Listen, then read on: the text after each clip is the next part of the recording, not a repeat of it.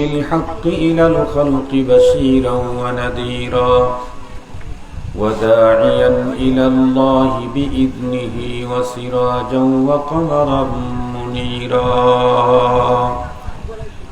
أما بعد فأعوذ بالله من الشيطان الرجيم بسم الله الرحمن الرحيم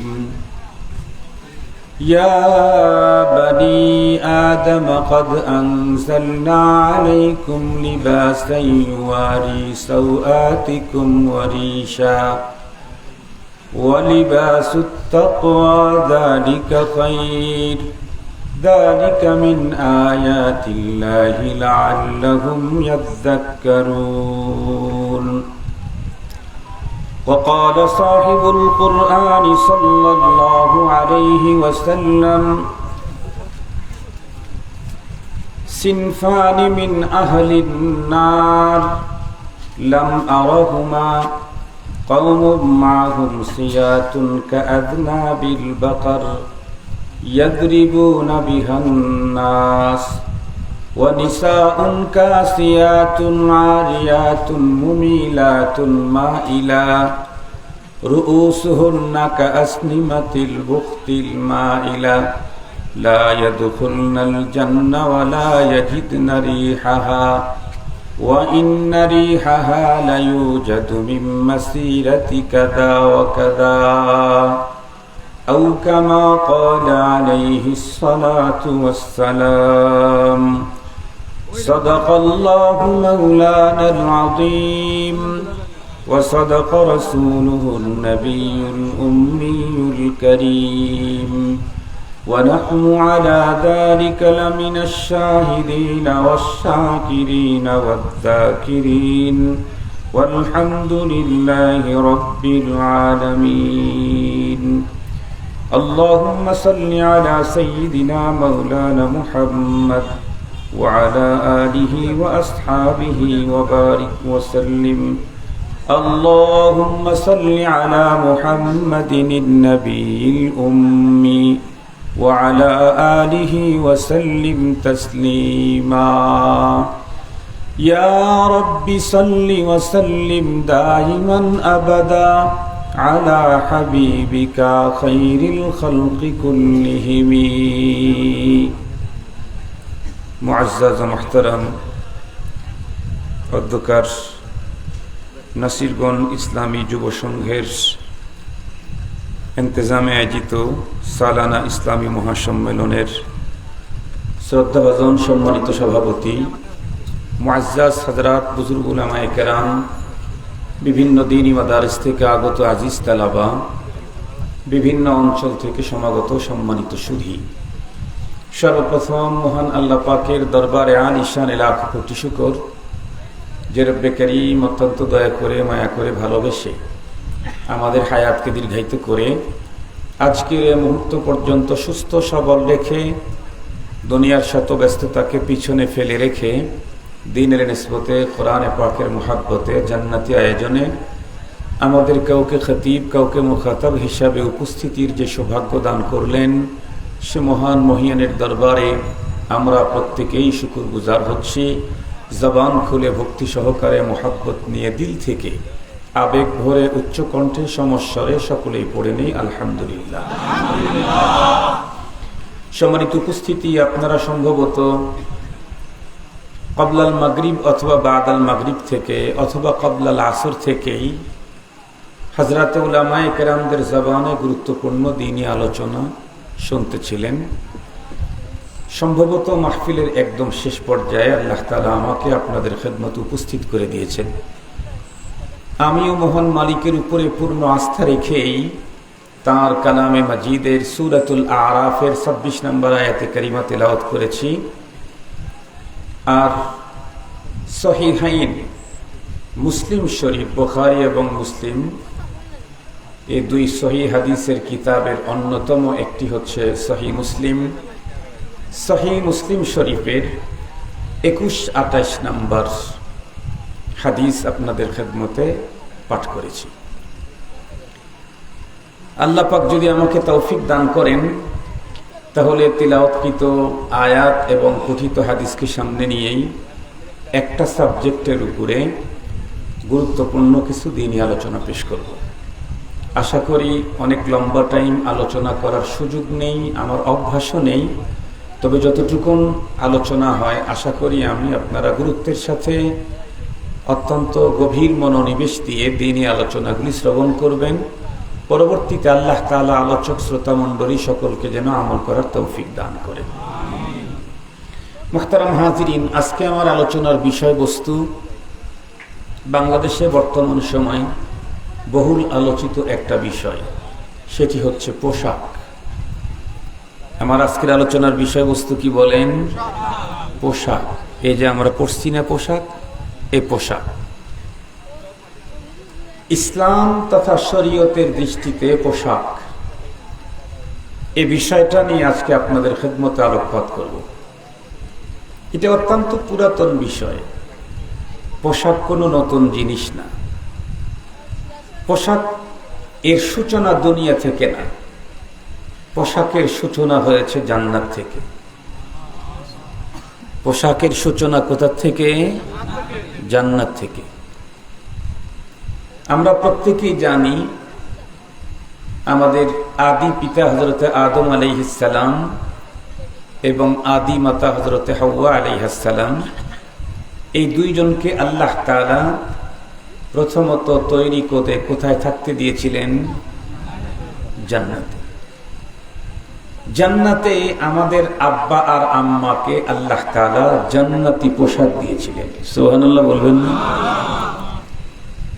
তাহলে আমাদের প্রত্যেকের মানুষের জীবনের পোশাকের সূচনা পৃথিবীতে আগমনের পরে না, বরং পৃথিবীতে আগমনেরও আগে আমাদের আব্বা আম্মা জান্নাতে থাকতে। আমাদের আব্বা আম্মা আদম আর হাওয়া, এই দুইজনকে আল্লাহ তাআলা যে পোশাক পরতে দিয়েছিলেন, এটি মেড ইন জাপানও না, মেড ইন বাংলাদেশও না, মেড ইন ইন্ডিয়াও না, এটা কি বলেন? জান্নাতি পোশাক। সুবহানাল্লাহ বলবেন না? কিসের পোশাক বলেন? জান্নাতি পোশাক। আপনারা জানেন কোরআনে পাকের মধ্যে এই পোশাকটা আব্বা আম্মা থেকে এক সময় খুলে গিয়েছিল, চলে গিয়েছিল।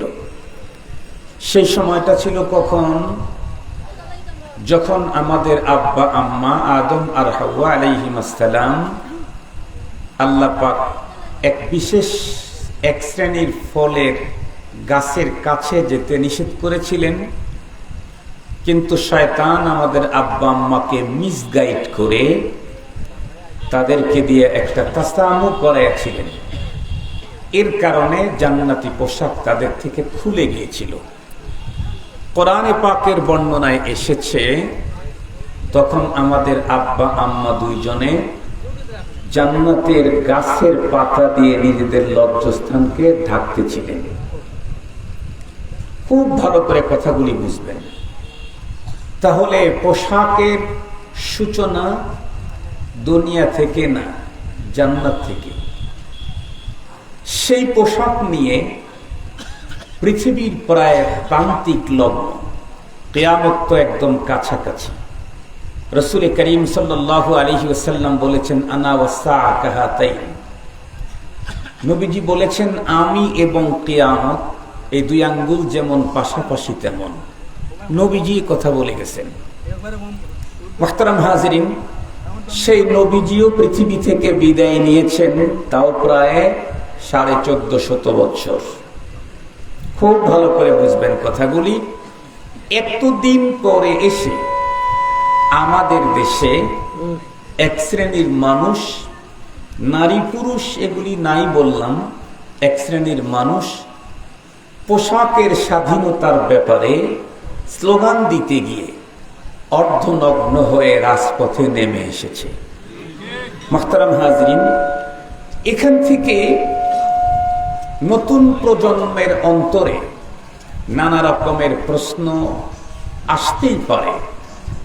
মুসলিম কোন তরুণ তরুণী ওই জাতীয় স্লোগান আর ওই জাতীয় মানুষদের প্রোপাগান্ডায় তারা যাতে কখনো ইসলামী সভ্যতার কালচার থেকে ছিটকে পড়ে না যায়, এজন্যে পোশাক নিয়ে আজকে আপনাদের খেদমতে আমার আলোচনা। অত্যন্ত গুরুত্বের সাথে কথাগুলি শ্রবণ করতে হবে। মুহতারাম হাজিরিন, প্রথম কথা আমি বলতে চাই, আপনারা বলুন তো দেখি, এই পৃথিবীতে আল্লাহ পাক যত প্রাণীকুলকে তৈরি করেছেন, সকল প্রাণীকুলের মধ্যে পোশাক শুধুমাত্র কেবলমাত্র কারা পরে? একটু জোরে বলেন। মানুষ ছাড়া আরো প্রাণী আছে না নাই? কি পরিমাণে? পৃথিবীর কোন সায়েন্টিস্ট, কোন কবি, কোন সাহিত্যিক, কোন গবেষক, কোন দার্শনিক কারো কাছেই আল্লাহ পাকের তৈরি করা প্রাণীকুলের পরিসংখ্যানও নেই। পৃথিবীর কারো কাছেই নেই। পৃথিবীতে কি পরিমাণে প্রাণী আল্লাহ তাআলা তৈরি করেছেন, এটার সঠিক সংখ্যা কেবলমাত্র শুধুমাত্র একমাত্র সৃষ্টিকর্তা আল্লাহই জানেন। কোন নবী রাসূলও বলে যান নাই যে পৃথিবীতে এই পরিমাণে প্রাণীকুলকে আল্লাহ তাআলা তৈরি করেছেন, কোন নবীও বলে যান নাই। অসংখ্য অগণিত প্রাণী, এর ভিতরে পোশাক পরে শুধুমাত্র কেবলমাত্র, কথা বলেন, একটা প্রাণী, তারা হলো মানুষ। মুহতারাম হাজিরিন, মানুষ পোশাক পরে। আমরা জানি যে মানুষটার মান যত বেশি হয় তার পোশাকটা তত বেশি হয়, যেই মানুষটার সম্মান যত কম হয় তার পোশাকটা তত কম হয়। আমরা জানি পোশাক খুলে নগ্ন হওয়ার জন্য চায় পৃথিবীর দুই শ্রেণীর মানুষ। একটা হলো অপ্রাপ্তবয়স্ক শিশু, ওরা অনেক সময় পোশাক পরতে চায় না, বাবা মা জোর করে তাদেরকে পোশাক পরাতে হয়। আর একটা হলো মস্তিষ্কের ভারসাম্যহীন পাগল, ওরাও ওদের শরীরে পোশাক রাখতে চায় না। ঠিক বললাম না বেঠিক বললাম? এই দুই শ্রেণীর মানুষ ছাড়া পৃথিবীর কোন মানুষ পোশাক খুলে নগ্ন হতে চায়, এটা আমরা আমাদের জন্মের পর থেকে এখন পক্ষে আমাদের দেশে কখনো দেখি নাই। মুহতারাম হাজিরিন, খুব ভালো করে কথাগুলি বোঝার জন্য চেষ্টা করবেন। আর কিছু মানুষ আছে যাদের শরীর থেকে পোশাক মানুষ টেনে খুলে দেয়, উলঙ্গ করে। এরকম কিছু মানুষ আমাদের দেশে আছে। তারা কারা? তারা হলো প্রতারক, চোর, বাটপার, লম্পট, চরিত্রহীন। এরা যদি কখনো লম্পটি, বাটপাড়ি, দুই নাম্বারি, কালোবাজারি করতে গিয়ে ধরা খায়, তাহলে সেই জায়গার যুবকেরা লম্পট, বাটপার, চরিত্রহীনদেরকে বস্ত্রহীন করে অসম্মানী করতে চায়। আপনারা বলেন, এর বাইরে কেউ নিজের পোশাক খুলে নগ্ন হতে চায় না। এর বাইরে কেউ কাউকে পোশাক খুলতেও, কারো পোশাক খুলতেও দেয় না কেউ। তাহলে যাদের চরিত্র ভালো, যাদের মানবতা আছে, এই জাতীয় মানুষ কখনো পোশাক খুলতে চায় না। বরং যে যার সম্মান যত বেশি তার পোশাক তত বেশি। যে যত উন্নত মানুষ তার পোশাক তত দামি। কথা বলেন না কেন? যে মানুষটা যত বেশি দামি তার পোশাকও তত বেশি দামি, তার পোশাকও তত বেশি।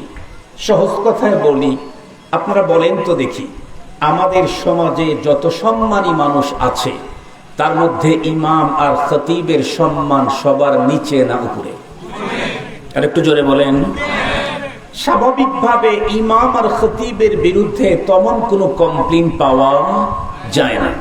কোন ইমাম খতিব দুর্নীতি করেছে, হতে পারে হাজারে লাখে একজন হতে পারে। স্বাভাবিকভাবে ইমাম খতিব দুর্নীতি করে না। কেন? দুর্নীতি করার সুযোগও তো তাদের নেই। কারণ এই মসজিদের তো কোটি কোটি টাকার ব্যালেন্স থাকে না। আর মসজিদ ইমাম আর খতিব নিয়ন্ত্রণ করে না, নিয়ন্ত্রণ করে হলো কমিটি। এ কারণে সম্পদের যদি কখনো এদিক সেদিক হয়, সেটা অন্যদের দ্বারাই হতে পারে। ইমাম আর খতিব এর সাথে কখনো সম্পৃক্ত হওয়ার সুযোগও নেই। মুহতারাম হাজরিন, সাধারণ একজন মুসল্লির শরীরে যেই পরিমাণে পোশাক থাকে, খতিব আর ইমামের শরীরে তার চাইতে একটু বেশি থাকে না? যেমন সাধারণ একজন মুসল্লি ছোট একটা শার্ট এবং সে ইচ্ছা করলে 3/4 একটা পায়জামা পরে প্যান্ট পরে মসজিদে ঢুকতে পারে। কিন্তু একজন খতিব কি শার্ট আর 3/4 প্যান্ট পরে মসজিদে খুতবা দিতে যাবে? আর উনি যদি খুতবা দিতে যায়, এই খুতবা কি শ্রোতা আর মুসল্লিরা শুনতে রাজি হবে? জন বড় খতিব যেহেতু সম্মানী, তার পায়জামা, উপরে জুব্বা, এর উপরে টুপি, তার উপরে পাগড়ি, এর উপরে কমপক্ষে রুমাল, এগুলি থাকতেই হয়। তাহলে মানুষ যে যত বেশি সম্মানী হয়, তার পোশাক তত বেশি হয়। এটি আমরা দুনিয়াতে দেখি মুহতারাম হাজিরিন। তাহলে পোশাক এটা মানুষের সম্মানের বস্তু। পোশাক হলো মানুষের সম্মানের বস্তু। এটাকে ছাড়তে চায় স্বেচ্ছায়, হয়তো অপ্রাপ্তবয়স্ক শিশু, না হয় পাগল। এজন্য নতুন প্রজন্ম মুসলমানদেরকে অবশ্যই মনে রাখতে হবে, মুসলিম তরুণ তরুণীদেরকে পোশাক ছেড়ে দেহের স্বাধীনতার কথা বলে যারা অর্ধনগ্ন আর নগ্ন উলঙ্গ হয়ে চলতে চায়, তাদের এই সভ্যতা কখনোই কোনো মানুষ গ্রহণ করতে পারে না। মুহতারাম হাজিরিন, আমি আপনাদের খেদমতে পোশাকের ব্যাপারে রব্বুল আলামিনের পক্ষ থেকে কি নীতিমালা দেওয়া হয়েছে, এটি শুধু আপনাদের খেদমতে আজকে পেশ করতে চাই। এজন্য সূরাতুল আরাফের 26 নম্বর আয়াতে কারিমা তেলাওয়াত করেছি। এখানে তো অনেক আলোচনা, কিন্তু আমি লম্বা পুরা আয়াত নিয়ে আলোচনা করার সুযোগ আমার নেই। আমি প্রথম থেকে অল্প 2টা কথা শুধু আপনাদের খেদমতে বলবো। মুহতারাম হাজিরিন, আল্লাহ তাআলা কোরআনে হাকিমে বলেন, আল্লাহ পাক কেমনে বলতেছেন এটা একটু ভালোভাবে বুঝতে হবে। আল্লাহ তাআলা বলেন, ইয়া বানি আদম قد أنزلنا عليكم لباسا يواري سوآتكم وريشا। এতটুকু পর্যন্ত আজকে বলবো।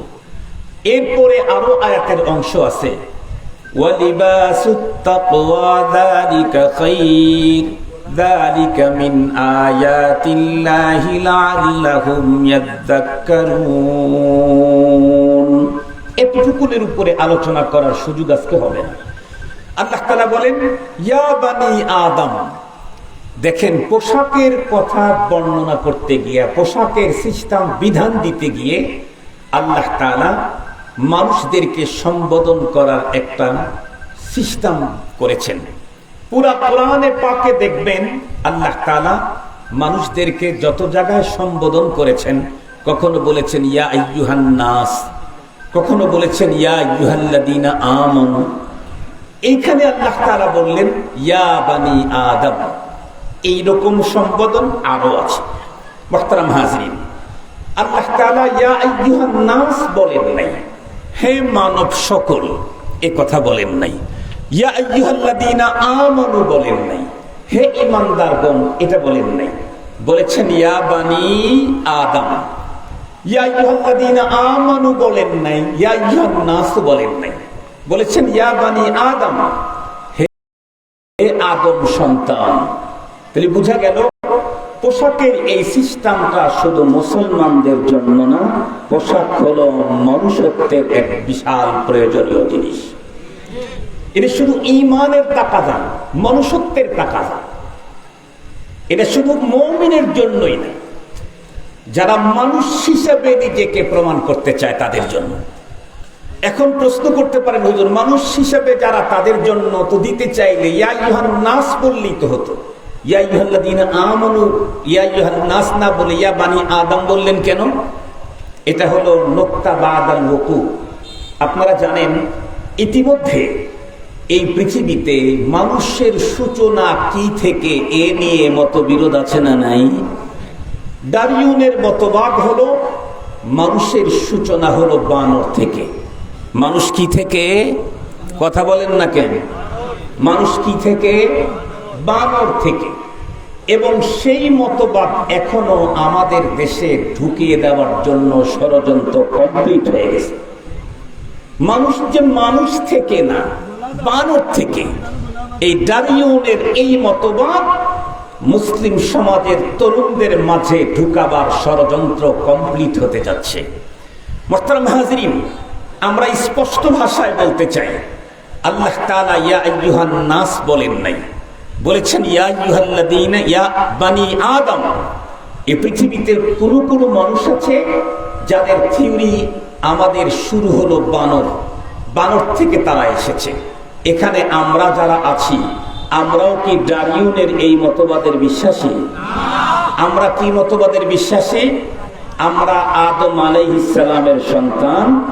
আমরা মানুষ থেকেই আমাদের জন্ম, শুধু মানব নন, প্রথম মানুষ, প্রথম পয়গম্বর। সুবহানাল্লাহ বলবেন না? প্রথম মানুষটাকে আল্লাহ তাআলা পাবলিক হিসেবে পাঠান নাই, প্রথম মানুষকে আল্লাহ তাআলা পয়গম্বর করে পাঠিয়েছেন, যাতে করে পৃথিবীর প্রতিটা মানুষ পয়গম্বরের সন্তান হওয়ার সৌভাগ্য অর্জন করতে পারে। তাহলে আমরা বানর থেকে তো নাই, শুধু মানুষ থেকেই না, বরং একজন প্রথম মানুষ, প্রথম পয়গম্বর থেকে আমাদের জন্ম।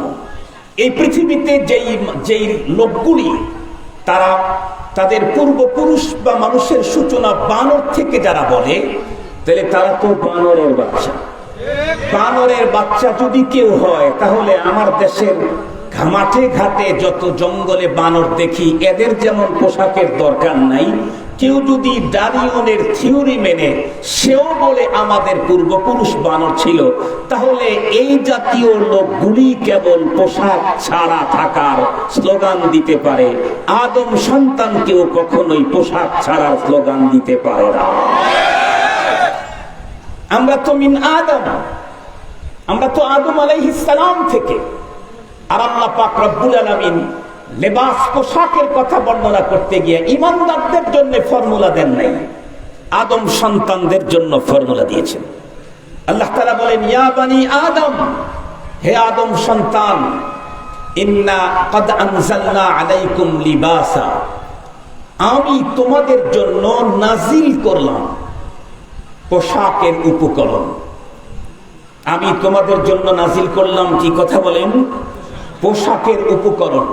পোশাকের উপকরণ মানে এই কাপড়টা তো আল্লাহ নাজিল করেন নাই, এই কাপড়টাও নাজিল করেন নাই, এই কাপড়টাও আল্লাহ নাজিল করেন নাই, এই লুঙ্গিটাও আল্লাহ নাজিল করেন নাই। আল্লাহ কি নাজিল করেছেন? পৃথিবীতে যত কাপড় তৈরি হচ্ছে, সমস্ত কাপড়গুলি তৈরি করতে যে মান মেটেরিয়াল লাগে, এই সবগুলি আল্লাহ পাক পৃথিবীতে নাজিল করেছেন। কাপড় ডাইরেক্ট কাপড়টাই দেন নাই। এখন কথা হলো, আল্লাহ তাআলা ডাইরেক্ট কাপড় দিলেও তো পারতেন, ঝামেলা কমে যেত। তো কাপড় না দিয়ে কাপড়ের মেটেরিয়াল দুনিয়াতে পাঠায় দিলেন, আর আমাদের কি দিয়ে কাপড় তৈরি করার কাজ নিলেন কেন? মুহতারাম হাজিরিন, অনেক হিকমত, ফাইলুল হাকিম লা ইয়াখলু আনিল হিকমত। আমি দুইটা কথা বলি। নাম্বার 1, আল্লাহ পাক যদি কাপড় পাঠাইতেন এক রকমের, তাহলে বলুন পৃথিবীর সব দেশের আবহাওয়া কি একই রকম? জোরে বলুন।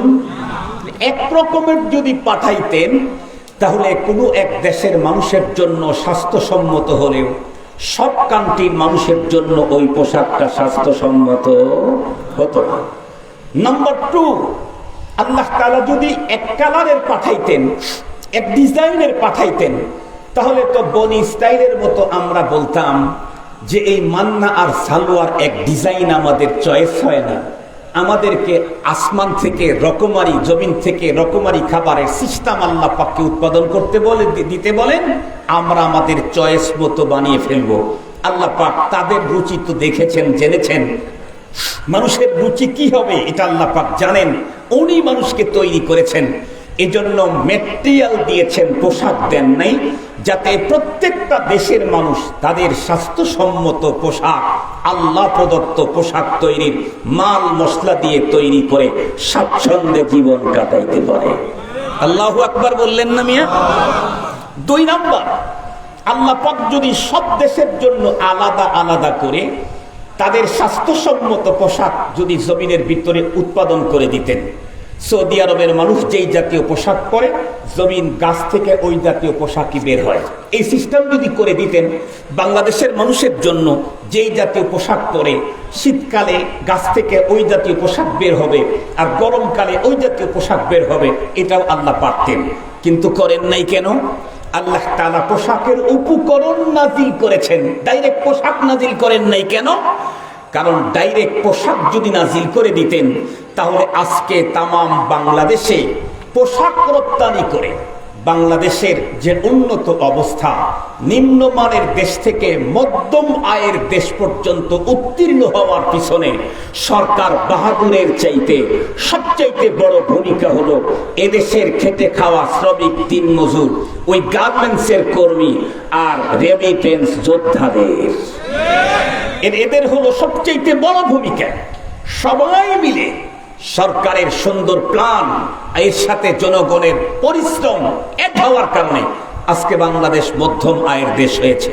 এখন বলেন, যদি গাছই হয়ে যেত তাহলে তাঁত শিল্পে লক্ষ লক্ষ মানুষ কর্মসংস্থানের ব্যবস্থা হয়েছে, গার্মেন্টসে লক্ষ লক্ষ কোটি কোটি মানুষের কর্মসংস্থানের ব্যবস্থা হয়েছে, এরপরে সুতা তৈরির মেশিনে, টেক্সটাইল মিলে লক্ষ লক্ষ মানুষের কর্মসংস্থানের ব্যবস্থা হয়েছে। এরকম কোটি কোটি মানুষ কর্মহীন হয়ে বেকার হয়ে পড়ে থাকতো। এই জন্য রব্বুল আলামিন আল্লাহ তাআলা পোশাক তৈরির মাল মেটেরিয়াল নাজিল করেছেন, আর পোশাক তৈরিতে তার বান্দাদেরকে কাজে লাগায়া রিজকে হালালের ব্যবস্থা করে দিয়েছেন। মুহতারাম হাজরিন, তো আল্লাহ তাআলা কি বলেন? ইয়া বানি আদম, হে আদম সন্তান, পৃথিবীতে যারা এ কথা বলে যে আমাদের আদি পিতা আদম আলাইহিস সালাম, তাদের জন্য আল্লাহ পাকের দেওয়া সিস্টেম হলো, আল্লাহ পাক বলেন, কদ আনজালনা আলাইকুম লিবাসা, আমি তোমাদের জন্য পোশাকের উপকরণ নাজিল করলাম। কেন? পোশাক দিয়ে কি লাভ হবে? আল্লাহ পাক পোশাকের দুইটা লক্ষ্যের কথা কোরআনে পাকের মধ্যে এখানে বর্ণনা করেছেন। এক নাম্বার হলো ইউয়ারি সাওআতিকুম, দ্বিতীয় নাম্বার হলো রিশা। কয়টা বলেন, কথা বলেন তো দেখি। দুইটা, একটা হলো ইউয়ারি সাওআতিকুম আর একটা হলো রিশা।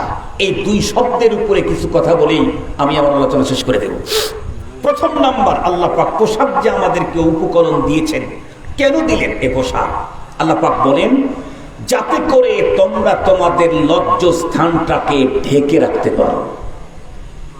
এখন আপনারা বলেন তো দেখি, পৃথিবীর যে সমস্ত মানুষেরা আল্লাহর প্রতি ঈমান এনেছে, রাসূলকে রাসূল হিসাবে মেনে নিয়েছে, কোরআনকে যারা তাদের জীবন বিধান মেনে নিয়েছে, তাদের জন্য কোরআন এবং হাদিস মন্থন করে হযরত উলামায়ে কেরাম এক সুন্দর উসুল বর্ণনা করেছেন।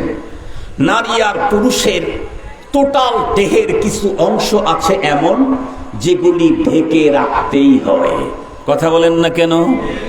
কিছু অংশ এমন আছে যেগুলা ঢেকে রাখতেই হয়। আপনারা সাওআত শব্দ আপনাদের পরিচিত না, কিন্তু আরেকটা আরবি শব্দ পরিচিত, সেটা হলো সতর। সতর শব্দটা আপনাদের পরিচিত না অপরিচিত? নারী আর পুরুষে, ইসলামে নারী আর পুরুষের দেহের কিছু অংশ সতর আছে না নাই? সতর মানে কি? যেটা খোলা রাখতে হয়। কথা বলেন। সতর মানে যেটা খোলা রাখতে হয়। কি রাখতে হয়? ঢেকে রাখতে হয়। কয় ঘন্টা? আরো জোরে বলেন। ঘরে, কথা বলেন, ঘরে, বাইরে, সব জায়গায়, সব সময়। বিশেষ প্রয়োজন ছাড়া যেই অংশগুলি খোলা শরীয়তের অনুমতি নাই। এটা পুরুষের একটা এরিয়া, নারীর আর একটা এরিয়া। এই সতরটাকে সাওআত যে জিনিস, সতরও সেই জিনিস। সাওআত যে জিনিস, সতরও সেই জিনিস। পুরুষের যেই অংশটা 24 ঘন্টা ঢেকে রাখতে হয় অথবা সতর বলে, সেটা হলো নাভির উপর থেকে হাঁটুর, কথা বলুন, নাভির উপর থেকে হাঁটুর এতটুক ঢেকে রাখা ফরজ। কতক্ষণ? 24 ঘন্টা। কথা বলেন, কতক্ষণ? কোন পুরুষের সামনে এটা খোলা রাখতে পারবে কি? কোন পুরুষের সামনেও এটা খোলা রাখতে পারবে না। এমনকি পিতা পুত্রের সামনেও খোলা রাখতে পারবে না, পুত্র পিতার সামনেও খোলা রাখতে পারবে না। ঘরের ভিতরে একা একা, তাও প্রয়োজনবিহীন খোলা রাখতে পারবে না। ঘরের ভিতরে একা একা, তাও প্রয়োজনবিহীন খোলা রাখতে পারবে না। যদি খোলা রাখে, যতক্ষণ খোলা রাখবে ততক্ষণ ফরজ তরক করার গুনাহ কন্টিনিউ লিখতেই থাকবে ফেরেশতারা, যতক্ষণ খোলা রাখবে। মুহতারাম হাজরিন, খুব ভালো করে বুঝবেন, এটা হলো পুরুষের জন্য সতর। নারীর সতর কতটুকু? নারী যদি আজাদ হয়, বর্তমানে কোনো বান্দি, পৃথিবীতে দাস দাসীর প্রথা এখন নেই, এজন্য সবাই আজাদ।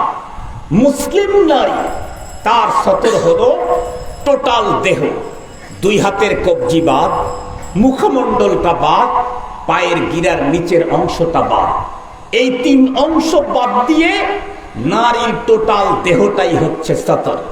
পুরুষের নাভির উপর থেকে হাঁটুর নিচ পর্যন্ত 24 ঘন্টা যেমন থাকতে হয় ফরজ, অন্য কোনো পুরুষের সামনেও খোলার অনুমতি নেই। বাবা ছেলের সামনে, ছেলে বাবার সামনে প্রয়োজন ছাড়া যেমন খোলার অনুমতি নাই, নারীদের একই বিধান। নারীকে এই অংশগুলি বাদ দিয়ে টোটাল তাকে ঢেকে রাখতে হবে 24 ঘন্টা। এক নারী যুবতী আর এক নারীর সামনেও সতরের এই অংশ খোলা রাখার অনুমতি শরীয়তে নাই। মুসলমান ভাইরা রে, আমার কথা ভালো করে বুঝবেন। তাহলে পুরুষের যেই অংশটা একজন পুরুষ আর একজন পুরুষের সামনে খোলা রাখতে পারে না, খুললে যেমন অপরাধী হয়, নারীর শরীয়ত যতটুকুন সতর বর্ণনা করেছে অতটুকুন একজন নারী আর একজন নারীর সামনেও খোলা রাখতে পারবে না। বন্ধুরা আমার, অপরাধী হবে। কিন্তু আমরা বাংলাদেশে কি দেখি? আমাদের মা, মেয়ে, বোন, আমরা তো দেখি এরা শুধুমাত্র কেবলমাত্র ঘরেই যে সতর খোলা রাখে এমনটি না, বরং রাস্তায় বের হতেও বন্ধুরা আমার তারা ওই অংশগুলি ঢাকতে চায় না। যেটি নারী নারীকে দেখতে পারবে না যে অংশ, সেই অংশগুলি এখন রাস্তার বাজার ঘাটে ভিন্ন পুরুষকে প্রদর্শনী করা হয়। আর এই ব্যাপারে বক্তব্য দিতে গেলে মোল্লারা অগ্রগতি, উন্নতি, স্বাধীনতার বিপক্ষে এমন স্লোগান আমাদের কানে আসে, এমন আওয়াজ আমরা শুনতে পাই। না না না, মোল্লারা আল্লাহর কথা বলেন। মুসলিম নারীদেরকে পোশাকের যে সিস্টেম দিয়েছেন, সেই সিস্টেমের উপরে আমাকে কথা বলতেই হবে। যদি আপনারা বলেন আমার দেহের পোশাক আমি জ্বালাবো, অল্প রাখবো না বেশি রাখবো সেটা আমার ব্যাপার, মোল্লার এত চুলকানি কেন? এই বক্তব্য যদি আমার দেশের কোনো সুশীল সমাজ আর সাধুজন, সুদীজন, জ্ঞানীজন, গণীজন, কোন চেয়ার আর পাওয়ারের কেউ বক্তব্য দিতে চায়, তাহলে আমরা তাদেরকে একটা মাত্র প্রশ্ন ছুড়তে চাই। এই তো কিছুদিন আগেই তামাম ওয়ার্ল্ডে ছোট্ট একটা ভাইরাস কোভিড-19, এই ভাইরাসটা তামাম পৃথিবীকে স্তব্ধ করে ফেলেছিল। আমরা কি দেখেছি? বাংলাদেশে যখন করোনা ভাইরাস প্রকট আকার ধারণ করলো, তখন মসজিদগুলাতে দাঁড়াবার জন্য জাবেতা দিয়ে দেওয়া হলো, আইন দেওয়া হলো। সব কাতারে দাঁড়াইতে পারবে না, এক কাতার পরে পরে, গায়ে গায়ে লাগায় দাঁড়াইতে পারবে না 3 ফুট, 1.5 ফুট, 2 ফুট পরে পরে। এরপরে আবার কেউ মাস্কবিহীন রাস্তায় বের হতে পারবে না। এই ব্যাপারে সরকারকে কঠোর হতে দেখেছি, প্রশাসনকে কঠোর হতে দেখেছি, রাজনৈতিক নেতা বন্ধুদেরকে কঠোর হতে দেখেছি, সচেতন মহল এ ব্যাপারে খুব বেশি অ্যালার্ট হতে দেখেছি। আমি জিজ্ঞাসা করতে চাই, আমার শরীরের মাস্ক আমি পরব, আপনার কি ঝামেলা? আপনার কি ঝামেলা? কোভিড-19 যদি হয় আমাকে ধরবে, আপনার সমস্যা কোথায়? তারপরেও আইন করেছেন, এরপরে জরিমানা করেছেন, এরপরে লাঠি চার্জ করেছেন। কেন? কারণ মাস্ক খুলে বাইরে বের হলে, যিনি শুধু মাস্ক খুলে বের হচ্ছেন, শুধু উনি আক্রান্ত হবেন না, তার দ্বারায় আরো মানুষ আক্রান্ত হওয়ার সম্ভাবনা থাকে। তাহলে করোনা ভাইরাস মাস্কবিহীন বাইরে বের হলে যেমন সে শুধু নিজেই আক্রান্ত হওয়ার সম্ভাবনা থাকে না, আরো মানুষ তার কারণে আক্রান্ত হওয়ার সম্ভাবনা থাকে। এই কারণে সরকার কঠোরতা অবলম্বন করেছে, প্রশাসন কঠোরতা অবলম্বন করেছে, সুধী সমাজ, সাধু সমাজ, শিক্ষিত জন, জ্ঞানীজন কঠোরতা অবলম্বন করেছে। আমরা একই কায়দায় বলতে চাই, আপনার শরীরের পোশাক আপনি খুলে বের হবেন, এর কারণে শুধু আপনি আক্রান্ত হবেন না, আমার মার বোন আক্রান্ত হবে।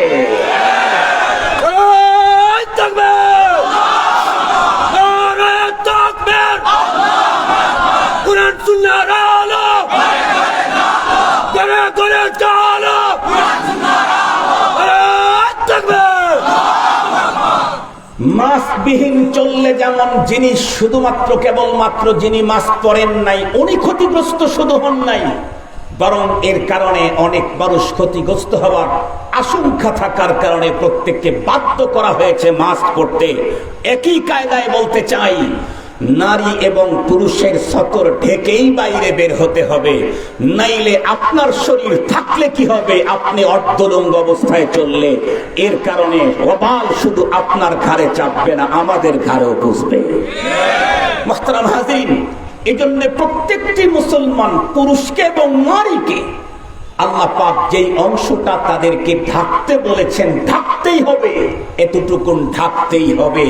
না হলে মুসলিম হোক আর অমুসলিম হোক, আল্লাহ পাক এই আইন দিতে গিয়া মুসলমানদেরকে সম্বোধন করেন নাই, এই আইন দিতে গিয়া আদম সন্তান বলে সম্বোধন করেছেন। বোঝা গেল এই আইন শুধু মুসলমানদের সতীত্ব আর তাদের জান মাল ইজ্জত আবরু হেফাজতের জন্য না, এটা মানুষের ইজ্জত আবরু সম্ভ্রম হেফাজতের জন্য আইন। পোশাকের আইন শুধু শরীয়তের ইসলামের জন্য না, এটা মানবতার ইজ্জত সম্মান রক্ষার জন্য আইন। মুহতারাম হাজিরিন, তাহলে কতটুকুন অংশ আমাদেরকে ঢেকে রাখতে হবে বলেন? কতটুকুন? পুরুষের নাভির উপর থেকে হাঁটুর নিচ পর্যন্ত, নারীর 2 হাতের কবজি, মুখমণ্ডল, পায়ের গোড়ালির নিচের অংশটা বাদ দিয়ে আর টোটাল তাই ঢেকে রাখতে হবে। এখন বলুন, আজকে আমাদের সমাজে দেখবেন ম্যাক্সিমাম বাসাতে সমস্যা, ঝামেলা, ফিতনা, অশান্তি আছে না নাই? এমন কোন ফ্যামিলি পাওয়া বড় কঠিন, 1000-এ 10টা খুঁজে বের করে দিতে পারবেন না। এখন যেই ফ্যামিলিতে অশান্তি নেই, মা মেয়ে ঝামেলা, বাবা ছেলে ঝামেলা, ভাই ভাইয়ে ঝামেলা, বনে বনে ঝামেলা, স্বামী স্ত্রী ঝামেলা, আছে না নাই? কোনো না কোনো একটা ঝামেলা লেগেই আছে। আজকে সবচাইতে বেশি যে জিনিসটা আমরা দেখতেছি, আপনি আদালতে গিয়ে দেখেন, বর্তমান বাংলাদেশে সবচাইতে বেশি যে ঝামেলাটা হচ্ছে সেটা হলো বিবাহ বিচ্ছেদ। বিবাহ বিচ্ছেদটা ভয়াবহ আকার ধারণ করেছে, করোনার চাইতে কোনো অংশে কম না। প্রতিদিন আমাদের কাছে আমার তো মনে হয় করোনায় প্রতিদিন কতগুলি মানুষের প্রাণহানি ঘটেছে, তার চাইতে বাংলাদেশে গড়ে বেশি মানুষের বিবাহ বিচ্ছেদ ঘটতেছে। মুহতারাম হাজরিন, কেন? আল্লাহ পাক তো কোরআন শরীফের ভিতরে বলছেন, আমি তোমাদের থেকে তোমাদের জড়ি তৈরি করে দিলাম লিতাসকুনু ইলাইহা। বাইরের যত ঝামেলা, যত ক্লান্তি, যত পেরেশানি সবগুলি দূর হবে ঘরে ঢুকলেই। সুবহানাল্লাহ বললেন না? যে ঘরে ঢুকলে পেরেশানি দূর হবে। এখন কি দেখি, ঘরে ঢুকলে পেরেশানি কম না আরো বেশি? এ কারণেই বাংলাদেশে আপনারা লক্ষ্য করে দেখেছেন, তাম পৃথিবীতে সুইসাইড, আত্মহত্যার প্রবণতা তাম পৃথিবীতেই আশঙ্কাজনক হারে বেড়ে যাচ্ছে। এত বেশি বেড়ে যাচ্ছে আত্মহত্যা, শেষ পর্যন্ত সম্ভবত চায় না অনেক যন্ত্র আবিষ্কার করার পরে এখন আবার ইজি সুইসাইড মেশিন আবিষ্কার করতেছে। ইজি সুইসাইড মেশিন, সহজে আত্মহত্যা করার মেশিন তৈরি করতেছে। আত্মহত্যা এই পরিমাণে বেড়ে গেছে। ইজি সুইসাইড মেশিন সম্পর্কে আমি আজকে কোনো তথ্য বলবো না, আল্লাহ তাআলা তৌফিক দিলে অন্য সময় ওলামায়ে কেরামের কাছ থেকে শুনতে পারবেন। এই পরিমাণ আত্মহত্যা বেড়ে গেছে যে আত্মহত্যা করতে গিয়ে মানুষ কঠিন পথ অবলম্বন করে। গাড়ির নিচে মাথা দেয়, এরপরে কি বলে ট্রেনের নিচে, চাক্কার নিচে পড়ে, কেউ বিষ পান করে, কেউ গলায় দড়ি দেয়। সবগুলি অনেক কষ্টদায়ক। কেউ আগুনে নিজের শরীরে কেরোসিন দিয়ে আগুন দেয়, সবগুলি কষ্টদায়ক। এই জন্য আজকের বিজ্ঞানীরা চিন্তা করে দেখলো, মানুষ যেহেতু মরতেই চায়, স্বেচ্ছায় জীবন দিতে চায়, তাহলে জীবনটা যাতে একটু সহজে দেওয়া যায়, এই জন্য ইজি সুইসাইড মেশিন তৈরি করলো। আসলেও কি এটা সম্ভব কিনা এ ব্যাপারে আজকে আমি আপনাদের খেদমতে কথা বলবো না। মুহতারাম হাজিরিন, এর মূল যত কারণ আছে তার ভিতরে একটা বড় কারণ হলো পৃথিবীতে মানুষের চরিত্র নষ্ট করা, আখলাক নষ্ট করা, ঈমান আর আমল নষ্ট করা যত অত্যাধুনিক আবিষ্কার পৃথিবীতে এসেছে, এর মধ্যে সর্বযুগের সেরা আবিষ্কার হলো এটা। এর মধ্যে সর্বযুগের সেরা আবিষ্কার হলো এটা। এই যন্ত্র আবিষ্কার হওয়ার পরে মানুষের ঈমান, আমল, চরিত্র মনের অজান্তি শেষ হয়ে যাচ্ছে। মানুষের জীবনের সবচাইতে বড় মূল্যবান সম্পদ হলো আল্লাহর দেওয়া হায়াত। সেই হায়াতটাও শেষ করে দিচ্ছে এই যন্ত্র। এর কারণে 12 বছরের বালক থেকে নিয়ে 92 বছরের বুড়ো পর্যন্ত এখন প্যাকেজ প্রেমের সিরিয়াল দেয়। মুসলমান খুব ভালো করে বুঝবেন, একে তো এক যন্ত্র আবিষ্কার, অপর দিক থেকে আমার দেশের মুসলিম নারীরা তাদের কাছে রহমতের ফেরেশতা আনাগোনার পথ বন্ধ করে দিয়েছে। মুসলমান ভাইরাই আমার, লম্বা কথা বলতে চাই না, একটা মাত্র ঘটনা আপনাদের খেদমতে বললে আমার দেশে স্বামী স্ত্রীর গন্ডগোল, বন্ধুরা আমার, অমিল আর বিবাহ বিচ্ছেদের সবচাইতে বড় কারণটা আমরা সহজেই বুঝতে পারবো ইনশাআল্লাহ। আমাদের পয়গম্বর সাল্লাল্লাহু আলাইহি ওয়াসাল্লাম, তার উপরে সর্বপ্রথম যখন ওহী নাজিল হলো নবুয়তের শুরুতেই, হযরতে জিবরাইল আমিন বারবার আমাদের পয়গম্বরের কাছে আসা যাওয়া করেন, কিন্তু নবী আলাইহিস সালাম তখন পর্যন্ত বন্ধুরা আমার দিলের দিক থেকে স্যাটিসফাইড ছিলেন না। তার কাছে আগমনকারী যিনি, উনি ফেরেশতা হবে নাকি অন্য কেউ হবে, না শয়তান। ওই মুহূর্তে ওনাকে মশওয়ারা দেওয়ার মতো সবচাইতে কাছের মানুষ ছিলেন আমাদের প্রত্যেক মুসলমানদের আম্মা জান। আল্লাহ পাকের কোরআনে আল্লাহ পাক বলেন, আন-নাবিয়্যু আউলা বিল মুমিনিনা ওয়া আজওয়াজুহু উম্মাহাতুহুম। নবীর স্ত্রীগণ তাম পৃথিবীর সকল মুসলমানদের মা। আমাদের আম্মা হযরতে খাদিজাতুল কুবরা রাদিয়াল্লাহু তাআলা আনহা পয়গম্বরের একনিষ্ঠ বন্ধু। তখন যে কোনো সমস্যা, যে কোনো প্রবলেম আম্মা জানের সঙ্গে পয়গম্বর শেয়ার করেন। একদিন পয়গম্বর ডেকে বললেন তার স্ত্রীকে, আমাদের আম্মা জানকে, খাদিজা, আমার কাছে একজন মানুষ খুব ঘন ঘন যাওয়া আসা করে, আমি এখন পর্যন্ত বুঝি নাই সে কি ফেরেশতা হবে নাকি শয়তান।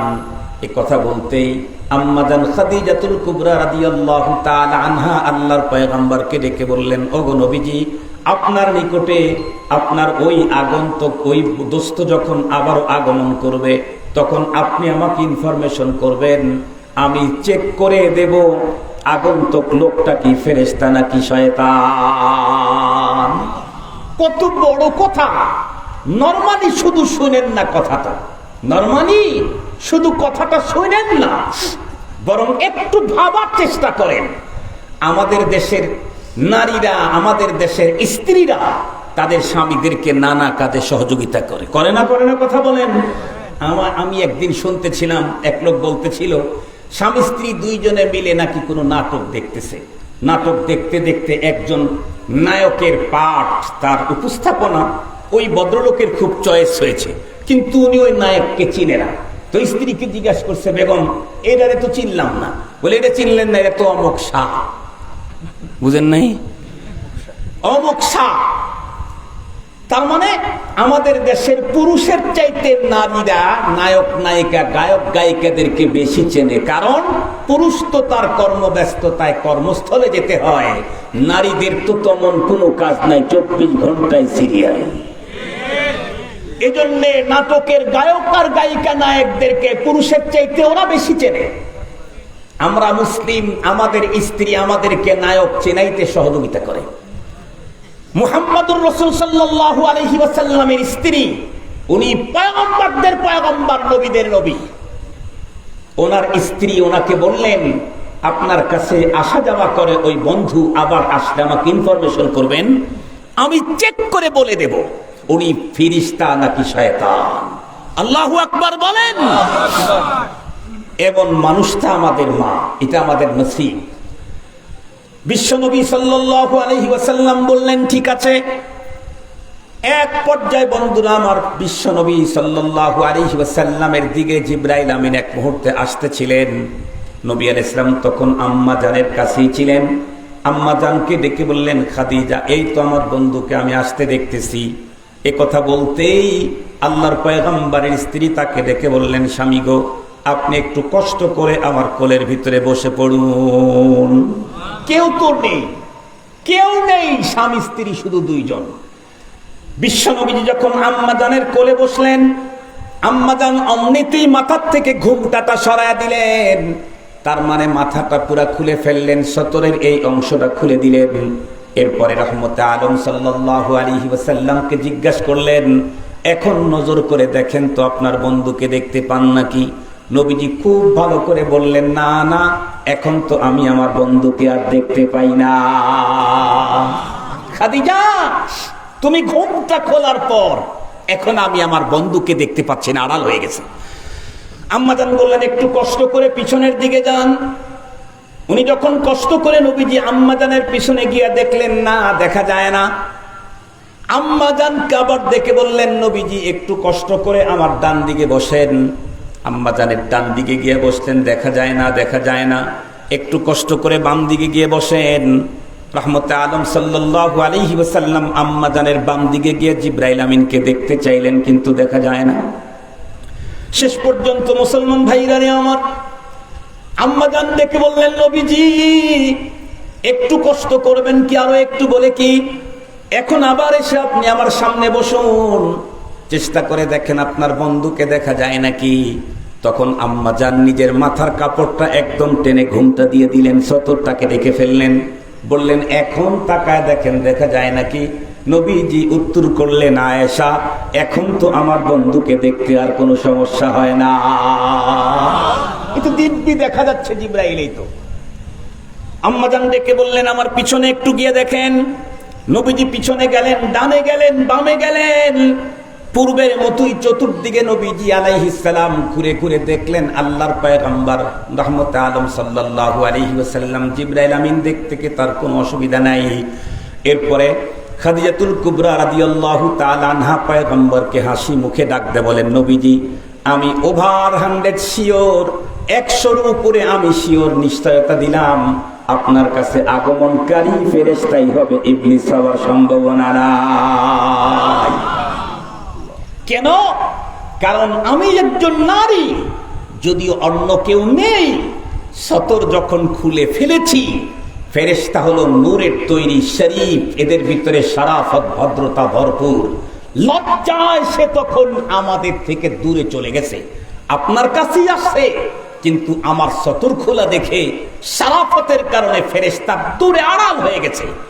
পক্ষান্তরে যদি ইবলিস হতো, তাহলে আমার সতর খুললে ইবলিসের ভিতরে খাবাসাত গালেব, ও তখন আগায় আসতো। যেহেতু সতর খুললে দূরে চলে গেছে, ঘোমটা দিলে কাছে এসেছে, এটাই প্রমাণ করে আপনার কাছে আগন্তুক উনি ফেরেশতাই হবেন, ইবলিস হওয়ার কোনো সম্ভাবনাই নাই। মুহতারাম হাজরিন, এখন এই ঘটনা থেকে আমি আপনাদেরকে দুইটা কথা বলতে চাই। নাম্বার 1, আমাদের আম্মাজান মাথা খুলে রেখেছিলেন রোডে, কথা বলেন না কেন, রাস্তায়, বাড়ির বাহিরে। কে ছিল সেখানে? শুধু স্বামী আর স্ত্রী। স্বামী স্ত্রী কি মাথার কাপড় খোলার অনুমতি নেই? 1000 বার আছে। স্বামী স্ত্রীর কাছাকাছি এক জায়গায় ঘরের ভিতরে তারা মোহাব্বত ভালোবাসা করবে, ভালোবাসা দিবে, একজন আর একজনকে দেখবে, সতর খুলতে পারবে, মাথার চুল খোলা রাখতে পারবে, কোনো অসুবিধা নাই। কিন্তু তারপরেও ওই মুহূর্তে ফেরেশতা, কথা বলেন, ফেরেশতা আগে আসছে না চলে গেছে? কথা বলেন না কেন? ফেরেশতা আগে আসছে না চলে গেছে? মুহতারাম হাজিরিন, তাহলে আমার মা, আমার মেয়ে, আমার বোন, তারা ঘরের ভিতরেও যদি সতর খোলা রাখে, বাইরে বের হতেও যদি সতর খোলা রাখে, তাহলে এদের কাছে রহমতের ফেরেশতা আগমনের কোনো সুযোগ? আরেকটু জোরে বলেন। ফেরেশতা যখন আমার মা মেয়ে বোনের কাছে আগমনের সুযোগ নাই, এই চান্স কখনোই খালি হাতে ছেড়ে দেবে না কে? আর একটু জোরে বলেন, কে? ইবলিস যদি কারো কাছে ঘন ঘন যাওয়া আসা করে, তাহলে ইবলিস এসে মানুষদেরকে স্বামী স্ত্রীর মোহাব্বতের ওয়াজ করবে, কথা বলেন না কেন? ভাই ভাই ভালোবাসা দেওয়ার ওয়াজ করবে, বাবা মাকে শ্রদ্ধা করার বক্তৃতা ইবলিস করবে, মা মেয়ের সাথে সুসম্পর্ক রাখার জন্য তশকিল ইবলিস করবে? কখনোই তা হতে পারে না।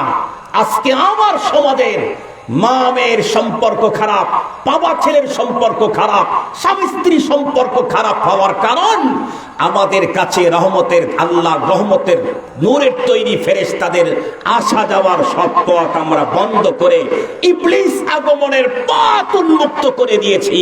এজন্য শয়তান আমাদের করিন, আমাদের সাথী হয়ে গেছে। তাই তো আমাদেরকে গুনাহ, অপরাধ, আত্মহত্যা আর গুম খুনে আমাদেরকে বাধ্য করতেছে।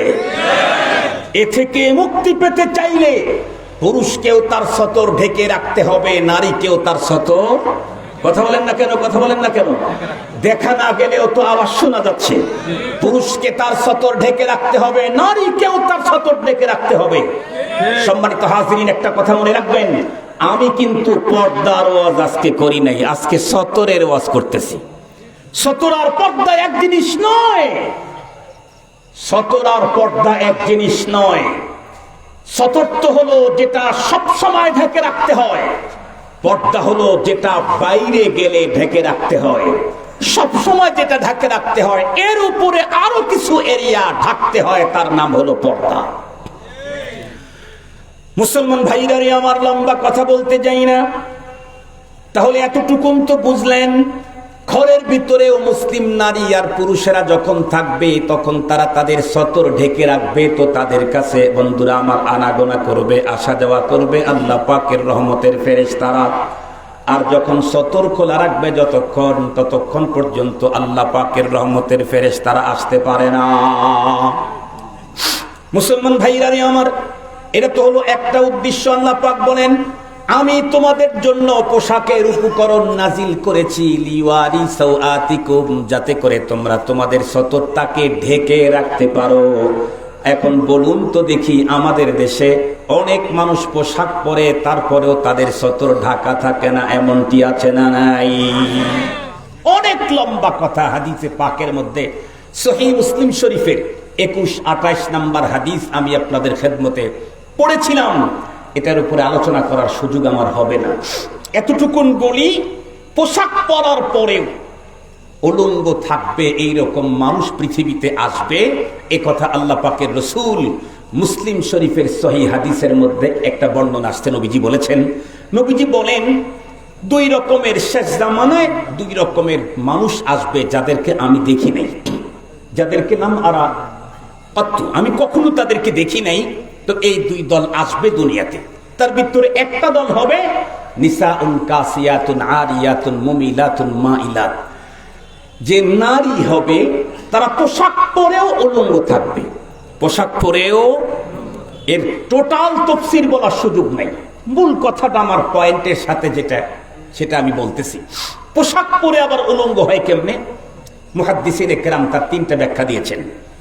নারী হোক আর পুরুষ হোক, পোশাক পরার পরে উলঙ্গ থাকবে। 1 নাম্বার, শরীয়ত যেই এরিয়া বর্ণনা করেছে আমাকে ঢেকে রাখার জন্য, পুরুষের নাভির উপর থেকে হাঁটুর নিচ পর্যন্ত, নারীর টোটাল দেহ 2 হাত, মুখ আর পায়ের ওই অংশ বাদ দিয়ে, এই অংশের কোনো অংশ কাপড় দিয়ে ঢেকে রেখে আর কিছু অংশ খোলা রাখা, এটা কাপড় পরেও উলঙ্গ হওয়ার শামিল। যেমন আমার দেশের অনেক পুরুষ আছে খুব উন্নত সোসাইটির, একদম হাই ফ্যামিলির, তারা দেখবেন এখন বাবা হয়ে গেছে, দাদা হয়ে গেছে, এরপরেও হাফ প্যান্টটাও পরে না। টাকা এত অভাব, হাফ প্যান্ট কেনার টাকা নাই, কোয়ার্টার প্যান্ট পরে। কোয়ার্টার প্যান্ট বোঝেন নাকি? হাফ তো বলা হয় অর্ধেককে, হাফ মানে কি 4 ভাগের 1 ভাগ? কথা বলেন না কেন? হাফ মানে কি 4 ভাগের 1 ভাগ? হাফ মানে কি? আর জোরে বলেন। অর্ধেক যদি হয় তাহলে নাভির উপর থেকে পায়ের গিরা পর্যন্ত, পা পর্যন্ত অর্ধেক কি হাঁটুর উপরে থাকবে না হাঁটু ঢেকে যাবে? হাঁটু ঢেকে যাবে। কিন্তু আমাদের দেশের হাই সোসাইটির কিছু মানুষদেরকে দেখি, ওরা হাঁটুর উপরে উরু পর্যন্ত ঢেকে রাখে। এটা হাফ প্যান্ট না, এটা হলো কোয়ার্টার প্যান্ট, নাম দিয়েছে হাফ প্যান্ট। এটাও একটা চিটারি আর বাটপাড়ি। এই কোয়ার্টার প্যান্ট যারা পরলো তারা পোশাক পরেও শরীয়তের ভাষায় উলঙ্গ। কথা বলেন না কেন? নারীরাও আমাদের দেশের অনেক মুসলিম নারী আছে যারা সুন্দর কাপড় পরেছে, কিন্তু তার মাথায় কাপড় নাই, পেট এবং পিঠের কিছু অংশ খোলা, হাতের কিছু অংশ খোলা, এরাও পোশাক পরে উলঙ্গ থাকার কাতারে শামিল। দুই নাম্বার আর এক প্রকারের মানুষ আছে যারা পোশাক পরে উলঙ্গ। কারা? বলে এমন 8-7 টাইপ পোশাক পরেছে, পোশাকটা এমনি ভালো, ভিতরে কিছু দেখা যায় না, মোটা, কিন্তু এত 8-7 পোশাক পরেছে আল্লাহ পাক মানুষের দেহের উঁচু নিচু গ্যাপ গুপ যা আছে সবগুলা পোশাকের উপর দিয়ে 100% দেখা যাচ্ছে। এটাও পোশাক পরার পরে উলঙ্গ থাকার শামিল আল্লাহ পাকের রসুলের ভাষায়। মুহতারাম হাজরিন, আর এক প্রকার পুরুষ নারীরাও পোশাক পরে উলঙ্গ হিসাবে পরপারে আল্লাহর আদালতে উঠবে। তারা কারা? পোশাক পরেছে যেই অঙ্গ ঢেকে রাখা ফরজ এটার উপরে পোশাক পরেছে, কিন্তু এতটাই পাতলা পোশাক পরেছে 2 পাট্টার পরেও ভিতরেরটা দেখা যায়, 2 পাট্টার পরেও শরীর স্কিন এগুলি দেখা যায়। এই জাতীয় পোশাক পুরুষ তার সতরের এরিয়াতে পড়লে এই পুরুষ পরপারে উলঙ্গদের কাতারে দাঁড়াবে, নারী তার সতরের এরিয়াতে এই জাতীয় পোশাক পরলে এই নারীও পরপারে উলঙ্গদের কাতারে দাঁড়াবে। তো এই উলঙ্গদের কাতারে দাঁড় হইলে কি হবে? আল্লাহ পাকের রসুল বলেন, সহিহ মুসলিম শরীফের হাদিস 2128 নাম্বার ইন্টারন্যাশনাল হাদিসের সিরিয়াল হাদিসখানা খুলে দেখেন, নবীজি বলেন লা ইয়াদখুলুনাল জান্নাহ, এই নারী আর পুরুষেরা জান্নাতে যাবে না, ওয়ালা ইয়াজিদনা রিহাহা, জান্নাতের ঘ্রাণও পাবে না, ওয়া ইন্না রিহাহা লা ইউজাদু মিন মাসিরাতি কাদা ওয়া কাদা। অথচ নবীজি অন্য হাদিসের ভিতরে বলেছেন জান্নাতের ঘ্রাণ কত দূর থেকে পাওয়া যায়। মুহতারাম হাজরিন, ওই এরিয়া পর্যন্ত এই নারী আর পুরুষগুলি কখনোই যেতে পারবে না। এই জন্য মুহতারাম হাজরিন, আমি আর লম্বা কথা বলার সুযোগ নেই, ওখানে চলে যেতে হবে আমাকে। সকলকে অনুরোধ করব, পোশাকের আরো একটা উদ্দেশ্য হলো রিসা। এটার উপরে আজকে আমি কথা বলতে পারলাম না, সময় স্বল্পতা, আমারও ব্যস্ততার কারণে। মুহতারাম হাজরিন, তাহলে কমপক্ষে এতটুকুন আমাদেরকে ঢেকে রাখতেই হবে, না হলে আল্লাহর আযাব জাহান্নাম আমাদের জন্য অবধারিত। আমরা ইনশাআল্লাহ নারী আর পুরুষ প্রত্যেকেই আল্লাহ প্রদত্ত আইন, রসুলের বাতানো সতর, এতটুকুন আমরা তো অবশ্যই ঢেকে রাখবো ইনশাআল্লাহ। রাজি আছি না ইনশাআল্লাহ? আমরা ছোটবেলা থেকেই সন্তানদেরকে সতর ঢাকার উপরে অভ্যস্ত করে গড়ে তুলবো। তাদের অভ্যাস যদি এখন না গড়ানো হয়, ছোটবেলায় ওদেরকে পশ্চিমাদের পোশাক পরাবেন, তাহলে একটু বড় হওয়ার পরে আপনার এই চয়েস আর তারা মানতে রাজি হবে না। এজন্য এখন ছোট আছে, যেটা দিবেন এটাই পড়বে। এখন ছোট আছে, যেটা দিবেন এটাই পড়বে। যখন বড় হবে, কলেজ ইউনিভার্সিটিতে যাবে, তখন আপনি এদেরকে বোরকায় ঢুকাবেন, তখন আর সম্ভব হবে না। মুহতারাম হাজরিন, এই জন্য ছোটবেলা থেকে ইসলামী পোশাক পরাইতে আমরা আমাদের সন্তানদেরকে খুব বেশি সজাগ থাকবো। রাজি আছি তো ইনশাআল্লাহ? মুহতারাম হাজরিন, সবচেয়ে বড় কথা হলো কি, আমার দেশের অধিকাংশ মুসলমান আমরা নামে মুসলমান, ইসলামের বিধিবিধান আমাদের অনেকেরই জানা নাই, অনেকের কালিমাটাও সহি নাই, অনেকের তাহারতার পবিত্রতা অর্জন করার মাসলাটাও জানা নাই। কথা ঠিক বললাম না? ঠিক বললাম? এখন যদি পরীক্ষা নেই, দেখবেন তাহারাতের মাসলায় অনেকেই মিস করবেন, ফেল করবেন। আমার কাছে একটা কিতাব আছে, আমার পীর ও মুর্শিদের লেখা, আমার লেখা না, আমার পীর ও মুর্শিদ আরিফ বিল্লাহ অধ্যক্ষ মিজানুর রহমান চৌধুরী হাফিজাহুল্লাহ, ওনার লেখা একটা কিতাব তালিমুস সুন্নাহ। লম্বা টাইম আমি আপনাদেরকে দিতে পারবো না, আর একটা বয়ান আমাকে যেতে হবে। 10 মিনিটের মধ্যে আপনারা এই কিতাবটা আমার গাড়ি থেকে, আমার গাড়িটা কালো রঙের র্যাপ4, ওই গাড়ি থেকে আপনারা নিতে পারেন। সম্ভবত 300 টাকার উপরে মনে হয় দাম। এই এক কিতাবের ভিতরে দিনিয়াতের মোটামুটি তাহারাত থেকে শুরু করে, আকায়েদ থেকে শুরু করে, মুআমালাত, মুআশারাত, আখলাক, সব বিষয়ে আলহামদুলিল্লাহ এই কিতাবের ভিতরে পাবেন। উলামায়ে কেরামরা যারা পড়ছে তারাও বলছেন অনেক মুফিদ, বিচারপতি 2-4 জন পড়েছেন, তারাও বলেছেন অত্যন্ত মুফিদ। সাধারণ মানুষরা তো এটা এত মুফিদ, এত মকবুল আল্লাহ পাকের কাছে, আমার মাধ্যমে বাংলাদেশে হাজার হাজার কপি মুসলমানদের ঘরে আল্লাহ পাক রব্বুল আলামিন পৌঁছায় দিয়েছেন। যাদের সুযোগ আছে তাদেরকে বললাম তালিমুস সুন্নাহ আমার কাছে অল্প আছে। ঢাকায় গেলে, আপনারা বাংলা বাজারে গেলে এই কিতাবটা পাবেন, এই কিতাবটা আপনারা কিনবেন। আর একটা কিতাব আপনারা কিনবেন, কিতাবুল ঈমান অথবা ঈমান সবার আগে। এই কিতাবটা আপনারা কিনবেন, বাসাতে তালিম করবেন। আল্লাহ তাআলা যেন আমাদের ঈমান আমল সুন্দর করে দুনিয়া থেকে জান্নাতি এক ব্যবস্থাপনা নিয়ে আল্লাহ পাকের ডাকে সাড়া দেওয়ার তৌফিক দান করেন। যদি বলেন আমিন। ওয়া আখিরু দাওয়ানা আনিল হামদুলিল্লাহি রাব্বিল আলামিন। আসসালামু আলাইকুম ওয়া রাহমাতুল্লাহি তাআলা ওয়া বারাকাতুহু। জি, দোয়া করব। আলহামদুলিল্লাহি রাব্বিল আলামিন ওয়াসসালাতু ওয়াসসালামু আলা সাইয়্যিদিল আমবিয়াই ওয়াল মুরসালিন ওয়া আলা আলিহি ওয়া আসহাবিহি আজমাইন। اللهم لك الحمد كله ولك الشكر كله ولك الخلق كله ولك الملك كله بيدك الأمر كله إليك يرجع الأمر كله إنك على كل شيء قدير يا حي يا قيوم برحمتك نستغيث أصلح لنا شأننا كله ولا تكلنا إلى أنفسنا طرفة عين رب ارحمهما كما ربياني صغيرا ربنا هب لنا من أزواجنا وذرياتنا قرة أعين واجعلنا للمتقين إماما ربنا العالمين নাসিরগঞ্জ ইসলামী যুব সংঘের উদ্যোগে আয়োজিত সালানা ইসলামী মহাসম্মেলন। রব্বে করিম, আমি একজন মুসাফির শত শত কিলোমিটার দূর থেকে সফর করে এসে তোমার দিনই বান্দা দিনদার বান্দা বান্দীদেরকে নিয়ে দিনই আলোচনা করার পর সম্মিলিত ভিক্ষুকের মতো তোমার আলিশান দরবারে হাত দুখানি উঁচু করলাম। দয়া করে মেহেরবানি করে আমাদের প্রত্যেকের আশা বসা এবং এই যুব সংঘকে তুমি কবুল মঞ্জুর করে নাও। রব্বুল আলামিন, দেশ বিদেশের যত মানুষ আজকের দিনে আয়োজনের জন্য অর্থায়ন করেছে, অর্থদান করেছে, আল্লাহ তাদের অর্থদান কবুল করে নাও। যারা শ্রম দিয়েছেন, মেধা দিয়েছেন, তাদের প্রত্যেককে তুমি দুনিয়া আখিরাতে নেয়ামাল বদল দান করে দাও। রব্বুল আলামিন, পোশাক নিয়ে দুটি কথা তোমার বান্দাদের সামনে পেশ করলাম। আল্লাহ, সব সময় চেষ্টা করি সহি কথা বলার জন্য। তুমি যতটুকুন তৌফিক দিবে ততটুকুনি, এর চাইতে বেশি কিছু বলার সুযোগ তো আমাদের নাই। রব্বুল আলামিন, কথাগুলি আমাকে প্রথম আমল করার তৌফিক দান করো, আমার ফ্যামিলিতে কথাগুলি আমলে আনার তৌফিক দান করো। তামাম দুনিয়ার মুসলমানদেরকে তোমার দেওয়া বিধান মানা আসান করে দাও। রব্বুল আলামিন, এ সঙ্গের সমস্ত যুবকদেরকে তুমি কবুল মঞ্জুর করে নাও।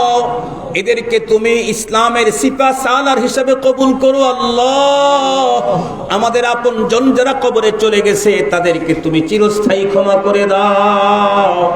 আয় আল্লাহ, আমাদের ছেলে মেয়ে, ভাই বেরাদার, বন্ধু বান্ধব, আত্মীয় স্বজন, স্ত্রী পুত্র কন্যা, দেশে বিদেশে যারা আছে তাদের প্রত্যেককে তুমি সুস্থতার সঙ্গে নেক হায়াত বাড়িয়ে দাও, ঈমান আর নেক আমলের তৌফিক দান করে দাও। তামাম দুনিয়ার মজলুমকে জুলুমের হাত থেকে বাঁচাও। বিলখুসুস বাংলাদেশের মজলুম কারাবন্দী আলেমদের মুক্তির ব্যবস্থা করে দাও। আল্লাহ, ওগো রব্বুল আলামিন, জানি না কার ঘরে যুবতী মেয়ে আছে, সুন্দর পাত্রের ব্যবস্থা করে দাও। জানি না কার জীবিকার প্রবলেম, আল্লাহ রিজকে হালালের ব্যবস্থা করে দাও। জানি না রব্বে করিম কে কোন পেরেশানিতে আছে, পেরেশানি দূর করে দাও। জানি না কে কোন মিথ্যা মামলা হামলায় জর্জরিত, আল্লাহ তাদেরকে মুক্তি দান করে দাও।